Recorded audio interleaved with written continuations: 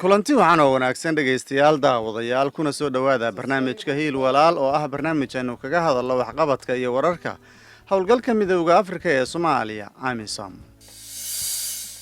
qodobada wararkeena ugu doorka roona waxaa ka mid ah ciidamada AMISOM iyo kuwa xoogga dalka oo loo tababaray xaaladaha degdega ah ee bini'aadanimada.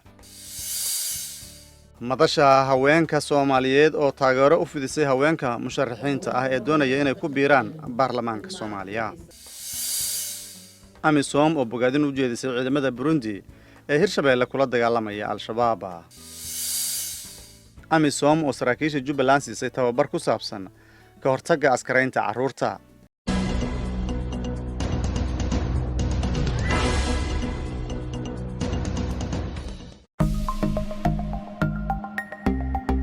hay-adda caafimaadka adduunka ee WHO ayaa shaacisay in caabuqa coronavirus oo sidoo kalena loo yaqaano COVID-19 uu yahay mid faafa. si aad gacan uga geysato ka hortagga cudurka COVID-19 oo ah virus si ba'an u haleela neefmareenka, si joogto ah u qaad tallaabooyinkan. gacmahaaga si joogto ah ugu dhaq biyo iyo saabuun ugu yaraan muddo 20 ilbiriqsi ah. marka aad hindhisayso amaba aad qufacayso, ku dabool afkaaga xusulkaaga oo laaban amaba isticmaal tiish, kadibna ku rid weelka qashinka oo daboolan. gacmahana iska dhaq. ha taabanin indhahaaga, sankaaga iyo afkaaga. si joogto ah u nadiifi oogooyinka inta badan la taabto adigoo adeegsanaya fayras dile. iska ilaali taabashada dadka jiran. joog gurigaaga haddii aad xanuunsan tahay. haddii aad isku aragto qufac, qandho amaba neef qabasho, fadlan si dhaqso ah u gaar goob caafimaad. haddii aad u baahato macluumaad dheeri ah oo ku saabsan coronavirus, fadlan la xiriir rugta caafimaad ee kuugu dhow. ka feejignow coronavirus.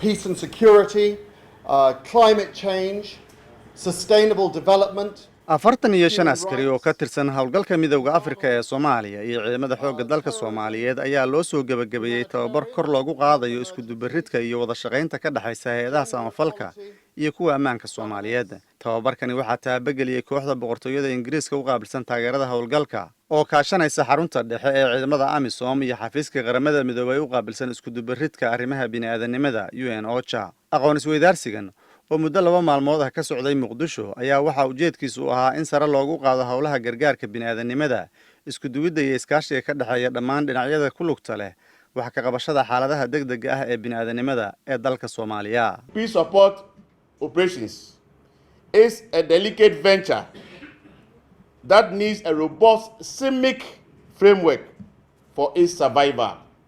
And as such, a framework is anchored on reliable CIMIC actors. More importantly, CIMIC tasks involve coordination, cooperation, and of course, sharing of information among actors, including national population, local authorities, international organizations, non-governmental organizations, and UN agencies to enhance humanitarian assistance. madaxa UNOCHA Ian Ridley ayaa sheegay in tababarka oo ahaa kii ugu horreeyay ee loo qabto howlwadeennada bini'aadanimada tan iyo markii uu bilaabmay cudurka faafa ee coronavirus uu muhiim u yahay wax ka qabashada dadaaladooda lagu aqoonsaday dhinaca isku duwidda.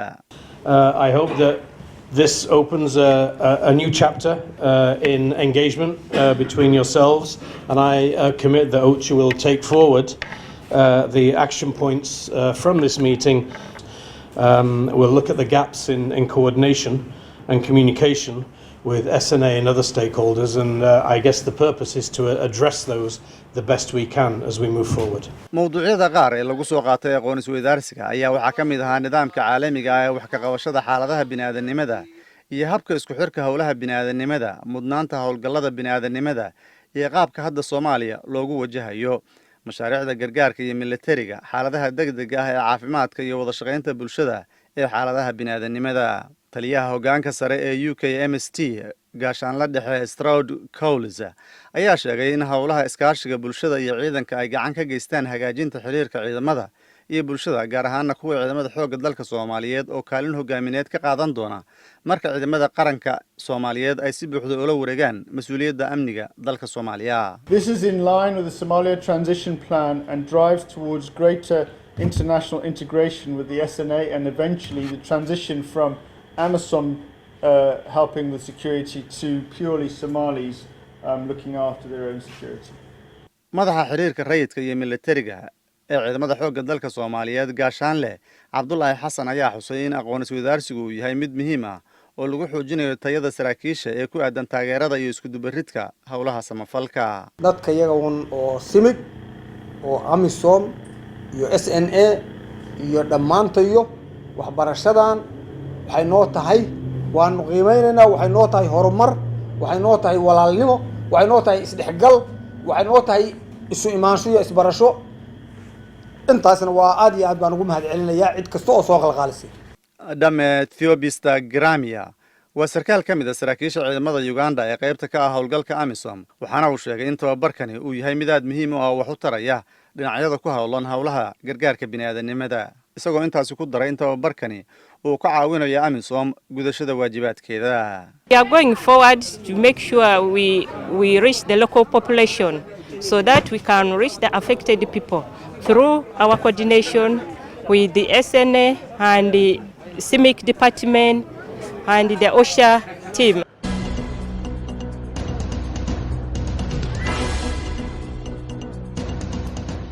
dhammaan haweenka Soomaaliyeed in uu maaragtay laga kaalmeeyo shirka madasha ka qaybgalka siyaasadda ee haweenka oo 2 maalmood socday oo ay isugu yimaadeen qaybaha kala duwan ee siyaasiyiinta haweenka aqoon-yahano haween musharaxiina iyo dhaqdhaqaaqayaasha xuquuqda aadanaha ayaa lagu soo gabagabeeyay magaalada Muqdisho iyadoo lagu qaatay baaq ah in siyaasad loo dhan yahay laga hirgeliyo Soomaaliya taasoo u saamaxaysa haweenka Soomaaliyeed inay matalaad dhab ka helaan siyaasadda dalka. mawduucyada looga hadlay shirka waxaa ka mid ah xeeladaha ay adeegsan karaan haweenka Soomaaliyeed si loo xaqiijiyo ka dhabaynta aqoontada haweenka ee 30% ee doorashooyinka imika ka socda Soomaaliya. shirka socday 2 maalmood ayaa la qabtay iyadoo gacan laga helayo qaybta siyaasadda ee howlgalka midowga Afrika ee Soomaaliya AMISOM oo kaashanaysa xafiiska ra'iisul wasaaraha iyo guddiga xaqiijinta aqoontada haweenka ee Soomaaliya. ka qaybgalayaasha ayaa waxaa ka mid ah musharaxiinta haweenka ah ee ka qaybgalaya doorashada socota iyo xubno ka tirsanaa guddiga xaqiijinta aqoontada haweenka kuwaasoo hormuud u ah hindisaha lagu horumarinayo ka qaybgalka iyo matalaadda haweenka Soomaaliyeed ee go'aan gaarista siyaasadda dalka. qaar badan oo haweenka ka mid ah ayaa rajo ka qaba in la gaaro aqoontada haweenka ee 30%. guulahaas aan ka gaarnay xaqiijinta aan xaqiijinay kootadii aan ku lahayn aqalka sare waxay ifafaalo ama dhiirigelin naga siinaysaa inaan xaqiijin karno kootada aan ku leenahay golaha shacabka. hadafka ah in la helo ugu yaraan 30% matalaadda haweenka ayaa ku qotoma ka dhabaynta in helitaanka haweenka ee go'aan gaarista ay lama huraan u tahay in la yareeyo amni darrada, xoojinta isku xukunka sharciga, hagaajinta dawladnimada iyo dardargelinta horumarka dhaqaale iyo midka bulshada ee dalka. way arkeen cidna diidan oo qabiilka iyo dhaqanka iyo odayga ah ma jiro. masiiba waxay taalaa meesha bahasha ay ka qorantay waxa waaye siyaasadda. kursigii iyo deegaan doorashadiina halkaas uu yahay kursiga awal halkaan oolaan halkaan la geeyay caqabadaha badan oo na haysta taasaa ka mid ah waxaa ka qaban kartaan iyo ciddaad fariinteena gaarsiin kartaan baan u baahannahay. madaxa siyaasadda ee AMISOM Muna Xasan Maxamed ayaa hoosta ka xariiqday muhiimadda ay leedahay in la sii wado dadaalada lagu doonayo in haweenka loogu suuro geliyo inay si buuxda uga qayb galaan go'aan gaarista dalka iyo siyaasadda dalka guud ahaan. African Union mar walba waxay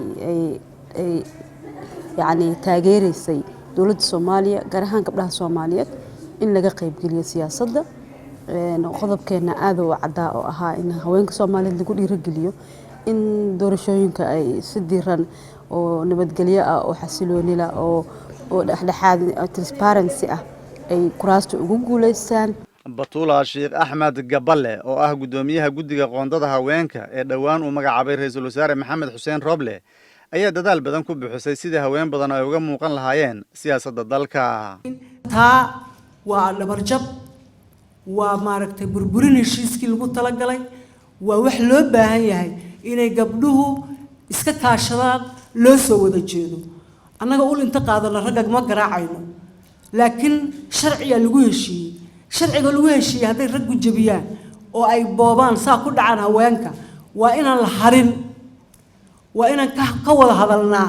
mowduucyada kale ee ka soo qaybgalayaasha ay ka doodeen waxaa ka mid ah xaaladda siyaasadeed ee doorashada, heshiisyadii kala duwanaa ee Soomaaliya iyo saaxiibada ee ku saabsan doorashooyinka, doorka guddiga xaqiijinta qoondada haweenka. Sidoo kale waxaa la qabtay dood cilmiyeed ku saabsan dastuurka ku meel gaarka ee Soomaaliya iyo matalaadda haweenka ee dhanka siyaasadda.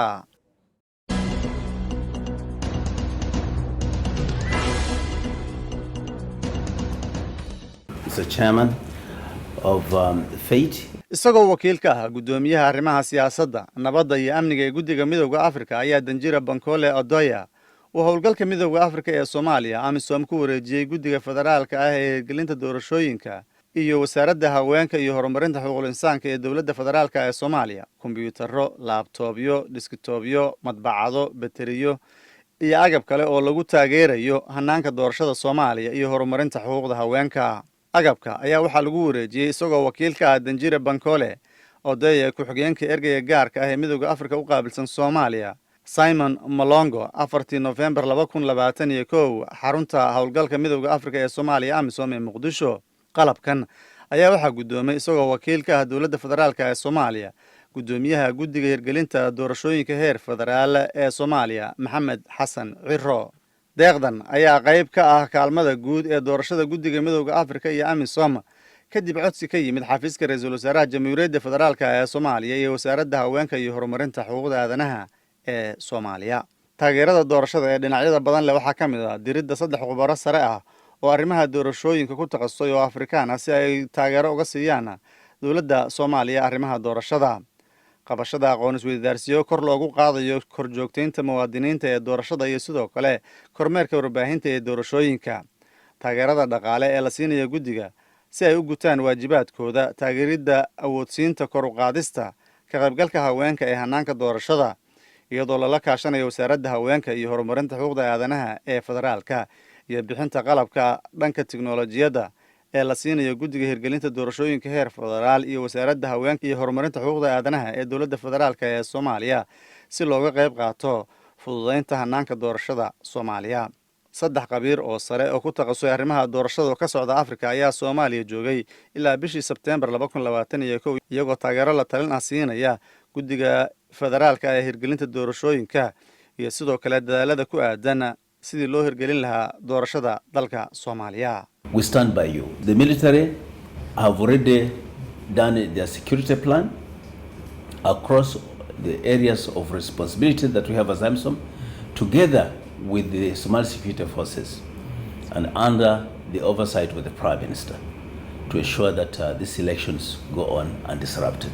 The police are the ones who are going to be much closer to you because they're the ones who do the most immediate security and also ensuring that there is orderliness in the polling areas.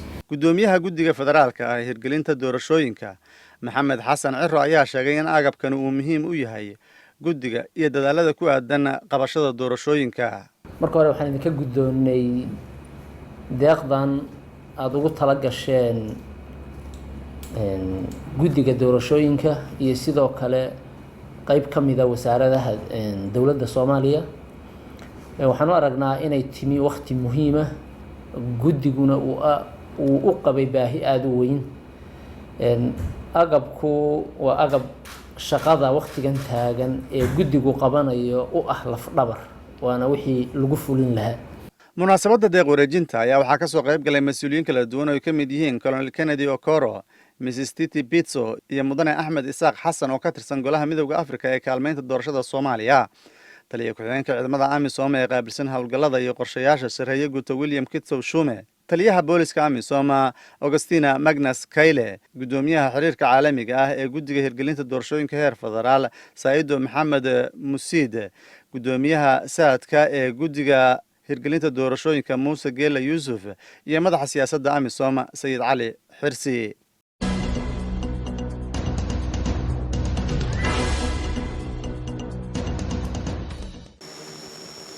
howlgalka Midowga Afrika ee Soomaaliya AMISOM ayaa bogaadiyay geesinimada iyo nafurnimada askarta Burundi ee dagaalka kula jirta Al-Shabaab si loo soo celiyo nabadda iyo ammaanka Soomaaliya.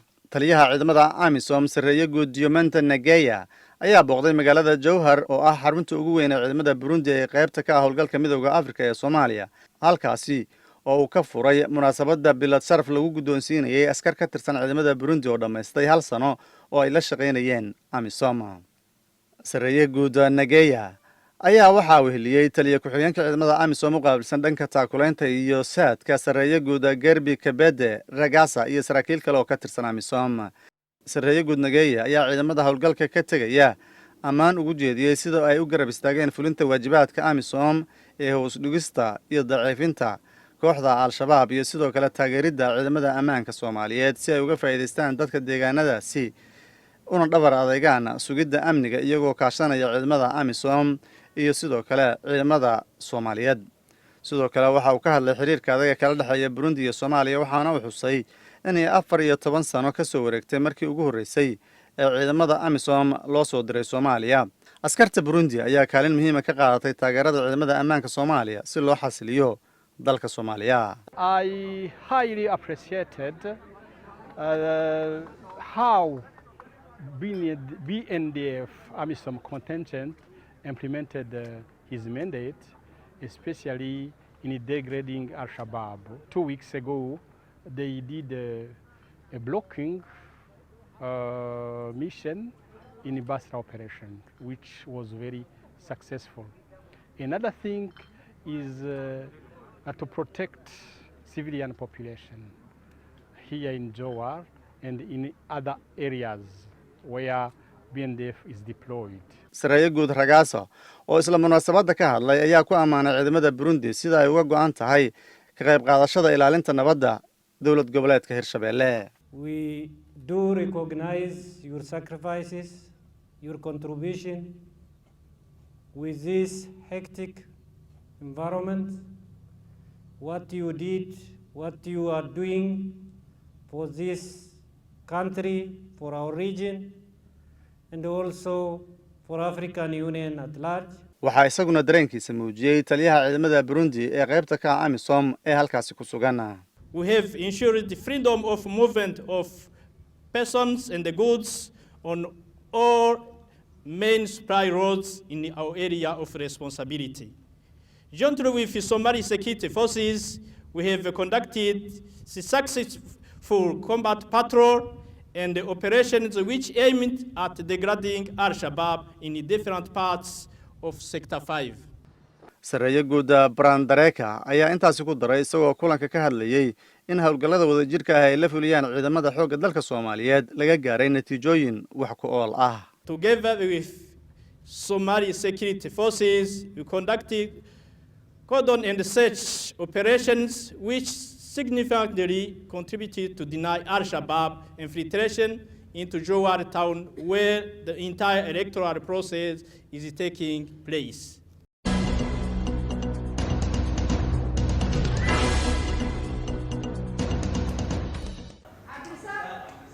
Kooxda ilaalinta xuquuqda aadanaha iyo jinsiga ee howlgalka midowga Afrika ee Soomaaliya AMISOM ayaa magaalada Kismaayo ee dowlad goboleedka Jubbaland ku soo gabagabaysay tababarka tababarayaasha oo socday muddo 5 maalmood ah kaasoo ku saabsanaa ka hortagga iyo ka jawaabista qorista iyo adeegsiga askarta carruurta ah inta ay socdaan isku hormaadyada hubaysan. Tababarkan ayaa waxaa ka soo qayb galay in ka badan 25 xubnood oo ka kala tirsan guddiga ilaalinta bulshada iyo carruurta oo ka kala socday deegaanada Farjano, Faanoole, Guulwade, Calanley iyo xeryaha barakacayaasha ee Daldis iyo qaybaha kala duwan ee bulshada ku dhaqan deegaanada Jubbaland. Madaxa difaaca xuquuqda aadanaha AMISOM Gloria Jase ayaa sheegtay in tababarkan uu muhiim u yahay abuurista wacyigelinta iyo dhisidda hababka kala duwan ee wax looga qabanayo ka hortagga askaraynta carruurta. The idea is to provide them with skills to be able to cascade this training to different sectors of the community so that we can protect the children and prevent the recruitment and use of child soldiers. Gloria Jase ayaa ku baaqday in laga feejignaado bulshada dhexdeeda in carruurta laga ilaaliyo inay ku biiraan kooxaha xagjirka ah isla markaana laga ilaaliyo afduubka iyo tacadiyada kale ee loo geysan karo. Al-Shabaab continues to recruit children into their armed groups. They continue to kidnap, abduct young girls and force them into sex slavery or early marriages. So we need to work hard to protect these children, not only from the recruitment and use, but also from sexual violence and other grave violations that are committed against them. caasha cabdulaahi maxamed oo ka mid a dadkii tababarka bixinayay ayaa sheegtay in ka qaybgalayaashu ay ahaayeen shaqaale khibrad leh oo in muddaha ka soo shaqaynayay arrimaha horumarinta bulshada iyadoo sidoo kalena sheegtay inay kaalin door leh ka qaadan karaan ilaalinta carruurta ee bulshooyinka kala duwan. wuxuu focuska saaraya ama culayska u saaraya dadkii professionalska ahaa oo shaqadaas haytu ku guda jireen oo badbaadadii iyo maxaa la dhahaa ciyaalkii badbaadadoodii ka hortagga wixii dhibka loo geysanaya dadkii ku shaqo lahaa ayaa tababarkan loo qabanaya. wixii sidaa loo yeelayna waxaa waaye waxaa la rabaa inay saameyn ballaaran ay ku yeelato maxaa yeelay waa dadkii shaqadooda toos ay u saameynaysay oo hadhow dambana bulshadii markay imaado shaqooyinka ay qabanayaan tababar kale inay sii bixiyaan oo bulshadii ay saa ay ku gaarto. yuusuf deeq bashiir oo ka mid ah howlwadeennada bulshada ayaa sheegay in tababarku uu ahaa mid isdhexgal iyo soo jiidasho leh maadaama ka qaybgalayaashu ay isweydaarsadeen aqoon iyo waayo aragnimo kala duwan ay ka haystaan bulshooyinka ay la shaqeeyaan. qofkan markuu maalinta inta maanaya waxaa laga yaabaa in uu ka warhayninba child protection iyo waxyaalaha sida looga hortegi karo recruitmentka iyo waxyaalahan uu warkahaynin haddana laakiin well advance uu yahay oo waxyaalihii wax badan uu ka bartay waxaan is leeyahay bulshadiisa markuu ku noqdana in waxyaalo badan uu ka bedeli doono ayaan rajaynayaa.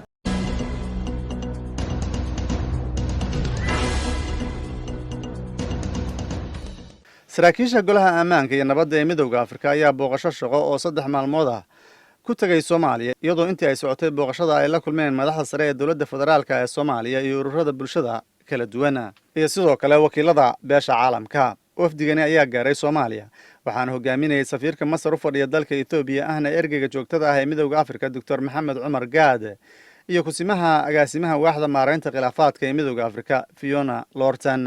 wafdiga ayaa waxaa garoonka diyaaradaha aadan cabdulla cismaan ee magaalada muqdisho ku soo dhaweeyay kooxda hoggaanka sare ee AMISOM oo uu horkacay wakiilka gaarka ee gudoomiyaha ururka midowda Afrika u qaabilsan Soomaaliya Danjire Francisco Maidera. saraakiisha kale ee AMISOM ee joogtay ayaa waxaa ka mid ahaa taliyaha ciidanka AMISOM Sareeye Guud Diomanda Nageya, taliyaha booliska Agnes Magnus Kayle, taliya ku-xigeenka ciidamada AMISOM u qaabilsan howlgallada iyo qorsheynta Sareeye Guud William Kitsos Shume, taliya ku-xigeenka ciidamada AMISOM u qaabilsan taageerada iyo saadka Sareeye Gaas Garbi Kabeda Ragasa. wafdiga booqday Soomaaliya ayaa kadib wada hadallo albaabada u xiran yihiin la qaatay kooxda hoggaanka sare ee howlgalka AMISOM oo ka socday qaybaha rayidka militariga iyo booliska kuwaas oo warbixin kooban ka siiyey horumarka laga sameeyey nabadda iyo ammaanka Soomaaliya. sidoo kale wafdiga golaha ammaanka iyo nabadda midowda Afrika ayaa la kulmay madaxweynaha Soomaaliya Maxamed Cabdullaahi Farmaajo, ra'iisul wasaaraha Soomaaliya Maxamed Xuseen Rooble iyo wasiirka arrimaha dibadda iyo iskaashiga caalamiga dawladda federaalka ee Soomaaliya Maxamed Cabdirasaaq.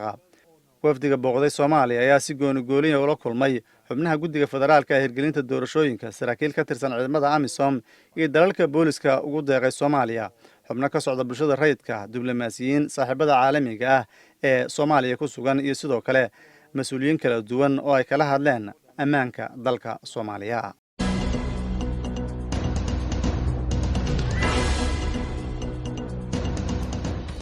kaliyaha xogayaha guud ee qaramada midoobay u qaabilsan Afrika una qaybsan arrimaha siyaasadda iyo nabadeynta iyo howlgallada nabadda Martha Ama Akyarobi ayaa dhowaan booqasho ku timid Soomaaliya si ay ula kulanto saraakiisha sare ee howlgalka midowda Afrika ee Soomaaliya AMISOM. wadaxaajoodyada ayaa waxaa ka mid ah hortabinta AMISOM howlgallada iyo caqabadaha taagan. saraakiisha AMISOM ayaa uga warbixiyey horumarka ilaa ay hadda la sameeyey si loo fuliyo waajibaadka howlgalka ee waafaqsan qorshaha kala guurka ee Soomaaliya, wada shaqaynta iyo iskaashiga ciidamada ammaanka Soomaaliyeed iyo sidoo kale dadaalada lagu sugayo amniga doorashooyinka. madaxa AMISOM ahna ergeyga gaarka ee gudoomiyaha midowda Afrika Danjire Francisco Madeira ayaa sheegay in AMISOM ay horumar weyn ka samaysay hoos u dhigidda khatarta ka imaanaysa al-shabaab iyo kooxaha kale ee mucaaradka ee hubeysan iyo in dawladda federaalka ay awood u yeelato inay kordhiso maamulka dawladnimada goobaha la xoreeyay. There is the aspect of also supporting the building of capacity to the Somalis, be it in terms of Somali security forces, with the view to them being able to take over from us and being able to themselves take over the security responsibilities of the country. For that,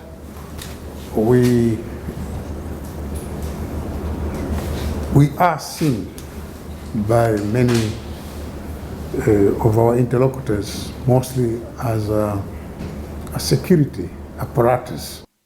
danjira Francisca Madera ayaa sidoo kale xusay in marka ay dib u habeynayaan AMISOM loo baahan yahay in laga wada hadlo xaaladda Soomaaliya kadib AMISOM ayna ka mid tahay in laga doodo hindise ay soo jeediyeen daneeyayaal kala duwan oo ku saabsan nooca hawlgalka AMISOM uu noqonayo. I thank you for that collaboration and also to thank you for the work you do in terms of security and helping out, in partnership with the UN in fulfillment of our mandate. Mrs. Martha Bobbe ayaa xustay in loo baahan yahay in Midowga Afrika iyo Dowladda Federaalka ee Soomaaliya ay gaaraan heshiis iyadoo la eegayo kala aragti duwanaanshiyaha soo ifbaxaya ee ku aadan arrimaha ku xeeran mustaqbalka AMISOM. wafdiga qaramada midoobay ee kulanka ka qayb galay ayaa waxaa ka mid ah ergeyga gaarka ee xogayaha guud ee qaramada midoobay u qaabilsan Soomaaliya James Swan, ku-xigeenka ergeyga gaarka ee xogayaha guud ee qaramada midoobay u qaabilsan Soomaaliya Anita Kiki Beho, iyo agaasimaha xafiiska taageerada qaramada midoobay ee Soomaaliya UNSOS Amadu Kamara. dhegeystayaal daawadayaal guud ahaanba barnaamijkeeni Hiil Walaal intaas ayuu inoogu egyahay toddobaadkan intaynu mar kale kulmi doono sidaas iyo nabadgelyo.